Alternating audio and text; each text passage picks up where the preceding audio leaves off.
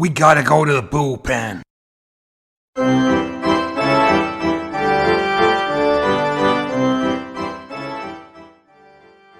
Hello, listeners, and welcome to another episode of the Highland Bullpen. This is Alan speaking, not your usual genial host, Richard. So tonight I'm joined by the two Daves, Dave Jr. and Yorkshire Dave. Dave Jr. will tell us a wee bit about how the White Sox are getting on, and Yorkshire Dave, the Red Sox, still above 500, still fighting away. But it's getting to that stage of the season where you can possibly start making some educated guesses and thoughts around how the Red Sox season is going to go. Yeah, thanks, Alan. There are certain milestones or checkpoints throughout a season of 162 games, and you hear a lot of pundits and journalists and fans saying, Memorial Day, which was, I think, the 29th of May, just the other day there, is traditionally the earliest point at which fans or anyone to do with baseball really is allowed, entitled to look at the standings, the league table, as we would call it, and form a view as to their team's progress. And, really the likelihood of entertaining any thoughts about, one, reaching the playoffs, and two, potentially competing for a championship. So if we look at Boston's record as at Memorial Day, I think they've played one game since, but they did have a winning record. That's 3 games above 500, which is 28 wins, 25 losses. So that's a winning record of 0.528. And that actually, although it's a winning record, it only really equates, if you multiply that out over 162, to 85 wins over the season, which is borderline at best for chances of reaching the playoffs. Really, I think it's possible for that to happen, but I'm not sure whether that'll happen this season, even though there are 3 wild card spots up for grabs. So, if you look at what is, it really is still a bit too early to be predicting, but let's have a go anyway. So if you look at the 3 divisional winners will automatically qualify. So at the moment, that's in the AL Beast, as I've heard it called. I'm using that term from now on. The Tampa Bay Rays are top. The Minnesota Twins are top in your division, Al, the AL Central, and Texas top of the AL West. At the moment, it looks to me like the wild cards are really only going to come from the East and the West. Only the Twins really, and they're only just over a winning record, or they were 509, is it?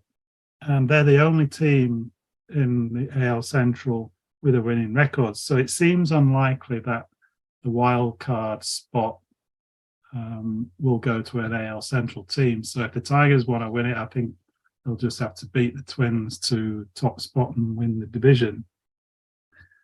So that leaves a couple. I would certainly put money on the Astros being one of the wild card spots. If they don't win the AL West, I think they'll come second and they'll get one of the wild card spots. So that leaves 2 teams from the AL Beast, and they all currently have a winning record. Boston is now bottom, so they're going to have to finish third, and that means finishing above probably the New York Yankees and the Toronto Blue Jays. So if you look at we haven't played the Yankees yet. So you look at the month of June, and Boston will play the Yankees 6 games in all, 3 in the Bronx and 3 at Fenway. We'll also play the Rays at home, and at the beginning of the month, and Toronto start a series at the end of the month. So we need to do some damage in those series. So, yeah, the next milestones after that will be the All-Star break, middle of July. It's Seattle this year, isn't it? And then the trade deadline, 1st of August. So really a team needs to be making progress now and in a position to look for the organization to think, yeah, we've got a chance of not just making the playoffs, but doing something, competing. And that, in that case, they may strengthen the team at the deadline. If you're not in contention, the opposite can happen. And that would not go down well in Boston. But at the moment, they're sort of barely, they're in with a chance, but they're really not much above 500. You know, they've got to really keep winning series and go on the occasional winning streak so they can get quite a bit above 500 and win those series against Toronto and the Yankees. We've got a few positives there. The guy we signed from the Japan League, Masataka Yoshida, he's topping our averages over 300 and fielding his position great, looking a really good player. He's a rookie, even though he's 29 because it's his first season. So I think he'd be a contender for Rookie of the Year. Rafi Devers has got the power. He's got 13 home runs, just needs to get his average up and get on base more. And Chris Sale, I think we might be able to say after 2 or 3 seasons, he might be officially back. He's certainly, his ERA is going in the right direction. And we've got a good young starting pitcher coming through, Brian Bayo. And the bullpen's doing okay. And Kenley Jansen, the closer, except for a bit of a wobble after he got his 400th save, you know, he's been pretty reliable. So I think it's a tall order. But, you know, those series against the Yankees and the other teams in our division in the month of June is going to count for a lot. So, yeah, watch this space. I was fascinated. I know we talked the last time about every team in the AL East was above 500, and the Twins were the only team in the AL Central. I hadn't really, despite Richard's love of the Mariners, I hadn't really picked up too much on the AL West. When I looked at it a few days ago, 4 of the 5 teams were above 500 as well. And the A's, unfortunately, were well behind on something like 189, which we all know about. And I know they've won a couple of games since then. But so you've effectively got out with, in the American League, out with the AL East, where Dave Jr. and myself will focus on. You've got 9 of 10 teams over 500. It became fascinating because the Tigers, until we turned up at Comerica for this week's series with the Rangers, the Tigers had been on a bit of a roll. We were 1 game off 500, and I think at that point we were only 1 game behind the Twins as well. Currently 2 games behind. Tonight's game is on in the background, and it's 3-2, I think, going into the bottom of the 7th. So we're doing well. We've got a wee lead there with just a couple of innings left, but you have that fascinating possibility of the Tigers making the playoffs and potentially having a lower score, obviously, than quite a few of the teams who are not going to make it if you've got 9 teams above 500 elsewhere. So it's I'd never really appreciated that as a relatively new fan, that you could effectively be supporting the 10th best team in baseball, but if you're in a weak division, you're going to get one of the half a dozen spots in there as a divisional champion as well. So exciting times. The Tigers certainly bashed on and did really well since we've last spoken. I think young Dave had pointed out they may have had a fairly straightforward schedule But the end of May and June brings a fairly brutal schedule. I think it's something like 20 of their 27 games in end of May, June are against teams who are over 500. And 17 of them are against teams who are currently placed first in their division as well. So I think the Tigers have done well, but yeah, let's see how they cope with this schedule. And allied to that, Erod, who'd been pitching fantastically, he's been put on the 15-day injured list. And Riley Green, who'd been hitting exceptionally well, he's out injured as well. So I guess you see that in football as well, that an underdog team start doing well.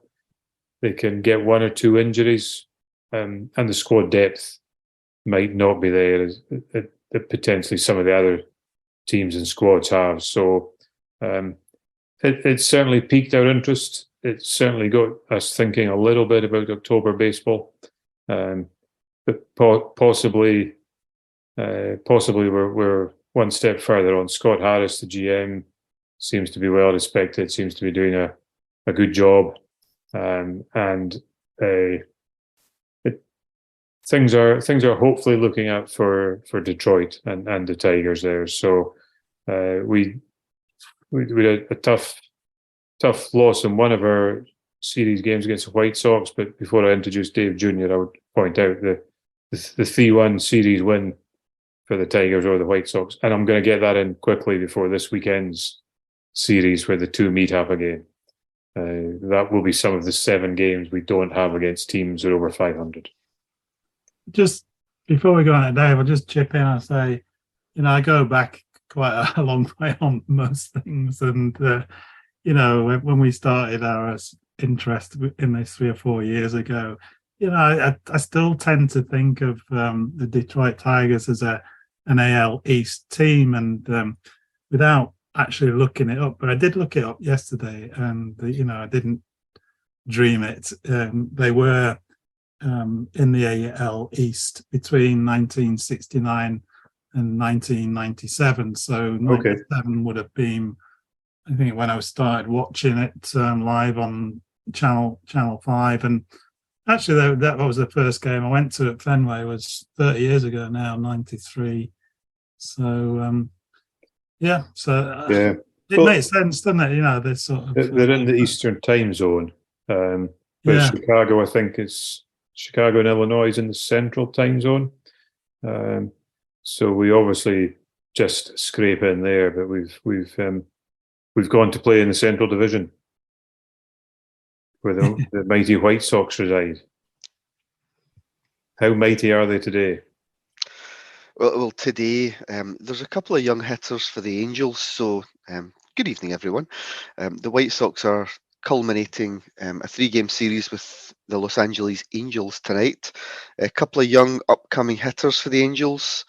They've knocked in 3 home runs tonight. I think some boy Otani, Trout. So they've knocked in 3 home runs between them to make tonight's task quite the uphill battle already. Just to come back to something that Dave mentioned about this time of year and kind of pulling together your thoughts if you're going to be a playoff team or a championship team. Do you know the best record? Sorry, do you know the worst record at the end of to win a division title in baseball? No, I bet you do. I do. 82 and 80, and that was the 2005 Padres. So again, I alluded to it last week in the podcast that I really did feel with the American League Central being quite a weak division, I really don't think the winners will be too far ahead of that 82 win mark. Interestingly, the year after, 2006, St. Louis Cardinals won 83, and they went on to win the whole damn thing, beating the Tigers in the kind of World Series final. So it can be done. It can be done. I'm a big fan in sports of momentum, and if you can really be fighting particularly again American League Central, if you can be fighting for that title come August, September time, I really don't see a reason why anyone can't have a good run in the playoffs. It's been done before, it'll be done again. It's not like football. You don't need to be a Manchester City in those latter stages. Yes, having the better players helps, but as we all know, the pitching really counts. Your pitcher has an off day, lets the opposition in. It's there's just so many facets within baseball. To pick up where the White Sox are just now, so April was a disaster, and we really did end the month, really poorly. And exchanged a few texts with Dave the other day, and he was kind of saying, "Oh, White Sox need to pick up." The strange news is we have picked up. It still looks as if we're ranked rotten. So we hadn't won a series at all until May, and we've now won 5 of the last 8, which is something that we just need to do. You need to start winning 2 out of every 3 games, because we dug such a hole. 10-game losing streaks and so on, just not winning a series during April. You need to start winning 2 out of every 3, and we had been doing that, with the notable exception of 3-1 losses against both Detroit and Kansas. And those are series that the White Sox should really have been looking to try and tie, particularly in Kansas, maybe even take a win. And those have done us a whole lot of damage, because, like in football, 3 points are 3 points. Yes, if you can deny your opposition, particularly in Euro and interleague play, if you can deny them a win, it really counts as an old 6-pointer. But a win is a win, and it doesn't matter if it comes against the Yankees or if it comes against Kansas. You need to rack those wins up. So I think it'll now be 5 of 9 after tonight. The Sox, it's been a better May, as you can see from those results, but we're going to have to keep on digging out 2 out of 3 for the next few months, with the hope that our division is just so weak. And again, something that Dave spoke about earlier, that the Twins being over 500 are the only team. Even more interestingly to me is that all 5 teams in the American League East aren't just over 500, but they have all of better records than every team in the Central. So even, I think, was it Boston languishing in 5th on 519? They're still ahead of the best team in the Central League. So again, it speaks volumes. And it's, I think, as you said, Alan, the Tigers have got a tricky schedule coming up. Whatever you do not look at your schedule for August. that could be a real momentum killer. It doesn't look kind at all. But a big boost for the White Sox this week was the return of one of the real favourites amongst the podcast crew, of Liam Hendriks. So a real star. He is kind of widely loved within MLB. He's a bit of a character, an Aussie. Not many Aussies have been within the MLB system. I think he's got a good reputation on the mound. He's one of the best closers in the game. And for those of you that don't know, he was diagnosed in December with cancer. The timescales here are mind-blowing. We've, on the podcast, we've all been affected by cancer. Most of you listening, unfortunately, you'll have been affected by cancer in some way, shape, or form. It's horrible. You don't need me to tell you just what an absolutely disgusting and horrible disease that is. But Liam was diagnosed in December. And recently they've actually been thinking he pitched with it during 2021 and 2022. He began treatment in January, and over the next few weeks during his chemotherapy was still taking part on the mound. He rang the bell and did his final chemo on April the 5th, made his return through AAA, and earlier in the week made his return, 4 months later, to the mound against the Angels. Now, it wasn't the Hollywood ending. He didn't get the kind of closing win. They actually put him in the 8th inning. Again, just trying to bring him back in gradually.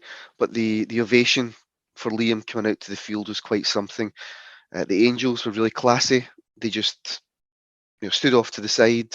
The batter didn't enter the box. The umps gave him his show, gave him his moment while the crowd paid respects, and it really was quite humbling to see that recovery in full play. So it's great to have Liam back in action, and hopefully, again, I've spoken a lot about the White Sox injuries over this year. It wasn't quite an injury, but the White Sox did play without a closer for 2 months. They chose to do that, and that hasn't helped the team either. So it's great to have Liam back. Naturally, that is the most important thing. The fact that he can get back playing baseball is huge. You seen him; he asked for the ball to be kept after his first pitch, which was a 94 miles per hour fastball right down the middle. He asked for that ball because it's what he dreamt of, getting back to do the thing that he loves. But from a purely baseball point of view, it would be very, very good to have a man of his abilities back in the team just now. Yeah, it's been quite good. I can only imagine if there was a Scottish football referee umpiring that game, he'd have had a pitch clock violation. Very possibly. The batter was quite good there, wasn't he? He stayed away from the batter's box and just let the applause and the ovation ride. Yeah. So I think they tend to be pretty good on that sort of thing in baseball. They know what's going on, they know what's important, and everyone respects the moment. Yeah. I listened to Liam afterwards in an interview, and he did say he's a pitcher. I would imagine most pitchers are like this, but he's energized by hatred. He'll try to get into a different persona where he just detests the batter that he's facing at that moment in time. And he said he found it really quite hard because he could see the Angels dugout all clapping him. He could see this batter giving him his moment, and just a touch of humanity. And he said it's the last thing he wanted to see was that, damn, these are actually good men. I want to find a reason to dislike them because I need to. It helps me with my anger. Couple of things I was going to pick up on as well, Dave. So you mentioned, like, you're talking about all the teams in the AL East are higher than the Twins, 519, 509. The Mariners are in 509, Richard's team. They're fourth in the AL West. So there are none of those 9 teams worse than the teams in the Central Division, which is fascinating. Going to pick up as well on your point about you talked about 6-pointers in football, and that's helped me understand something. I mean, the games, as a stato, I've always found the games behind figure in baseball slightly confusing because you look at it and you see, oh, actually, they won 3 games. They're 3 games ahead. I think just now the Twins, they're 1 game ahead and the Tigers are 3 games behind. So you think that's a 2-game behind situation, which is effectively 2 6-pointers, because if we played the Twins twice, we would tie them up. So instead of looking at it as 4 games behind, it is actually 2. So no, that was good. And I should probably mention as well, when you talk about playoffs, my hometown football team are featuring in the playoffs for the first time this week. Unfortunately, that's not quite as an achievement as perhaps getting to the playoffs as baseball teams, because they achieved that by finishing second to bottom. The bottom team get punted out of the league, and the second to bottom team go in the playoffs with the best teams from the league below. So it's not quite the achievement, but it's something there anyway. So yeah. Did you have some thoughts on opening pictures as well, Dave? Yeah. So for those of you listening, all 3 of you, something I mentioned to Dave and Alan was a term which was new to me, is the term openers. Now, we're all aware of the term closers, and there's different types of pitchers. You've got your starting pitchers, your guys that come in maybe 5th, 6th, 7th inning. You've got guys that can do multi-innings. And then, as I've alluded to there about Liam Hendriks, he is a closer, which is technically those last 3 outs of a game. To win that game, they are deemed the toughest outs. Now, that's important to remember. They're deemed the toughest 3 outs in a match, so that you can get yourself over the line. Now, something that I've heard this week is the term opener, which really is the polar opposite to a closer. Please forgive me, Alan and Dave, if you're aware of this. I believe Go for it. I had a quick look, and I believe that the term surfaced in the 80s, but has kind of fallen out of baseball until this season, which there's been a little spate of the opener being introduced. So the idea, building on the back of everything Dave said last week about a quality start for a pitcher, and perhaps getting through the batting order 2 to 3 times of the opposition, the purpose of an opener is to come in and specifically pitch that first inning. Now, they may go on to do a second inning, but the purpose would be the first inning, where if you're thinking about, let's say the example I've got literally in front of me just now is the Angels, and you've got two of the top guys in baseball, Mike Trout and Shohei Ohtani, on batting second and third. So the idea would be, if you bring in an opener, if that opener is so specialised that they can see you through those 3 outs and get you into the second inning without conceding any runs, not only is it good for your team, but it's frustrating for the opposition, because by the time that those opening order guys come back round to bat, they're facing a second pitcher, which more and more I can understand now. If you're a batter that's in good form that particular day, and you get to see a pitcher 2-3 times, and you just know you're hitting the ball, you're doing well, or you know that you've got their number and they're going to walk you. However, it's suddenly a bit of a fly in the ointment if an opener can come in, get you out, and then the very next time you come round, it's another guy, and then by the 7th, 8th or 9th inning, it's another pitcher. So it can really throw your momentum when you're one of those top 3 guys in a team looking to try and get your team on base or to even score, but suddenly that's being thrown. And the idea is, once you get those 3 outs in the first inning, perhaps your starter can come in at the second and try and get those 4, 5, 6 innings that Dave spoke of last week. Or if you're having a bullpen day, you perhaps try and use some longer innings guys. But hopefully that makes sense. I just found it really quite interesting. You flip the idea, you flip the narrative, and the idea of a closer to do the 9th inning, you bring it in the first instead. I don't know if it takes away the prestige of a starter, if they would get annoyed by that coming in the second. But surely if you're trying for your team to win the best way possible, it's an interesting tactic anyway. Yeah, I hadn't actually seen that before, so that is fascinating. But the tactics make a lot of sense there as well. So I can buy into that quite like that. The Yorkshire Dave as well. I think you've come across something fairly unique. Yeah. I think the Tampa Bay Rays use the opener quite a lot, don't they? I think they're famous for it and they use it very well.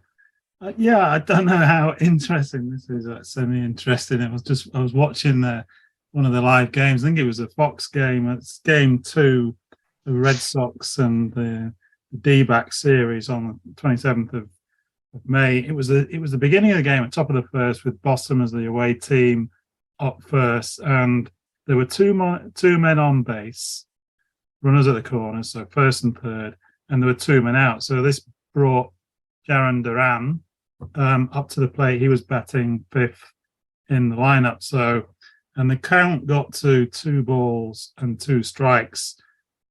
He took a ball, but there was some play action, which would have made it a full count. But there was some play action, and the runner at first was kind of caught between first and second. So it's potentially in a rundown. But meanwhile, Alex Verdugo at third was trying to use the confusion to steal home. But the second baseman played it really well, saw what was happening, and threw him out at the plate. So that was the end of the inning. But Jaron Duran was actually not out. He was the last batsman there. So anyway, I suppose the D-backs came up in the bottom of the second.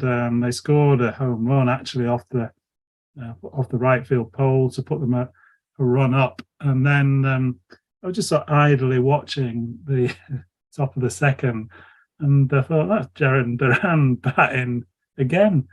And fortunately, I suppose it I guess it seems pretty obvious now, but it just took me back a little bit because I hadn't realised that he was not out at the end of the first innings. So the commentator explained, said Duran was at the plate when Verdugo was retired on the base pass, as he put it.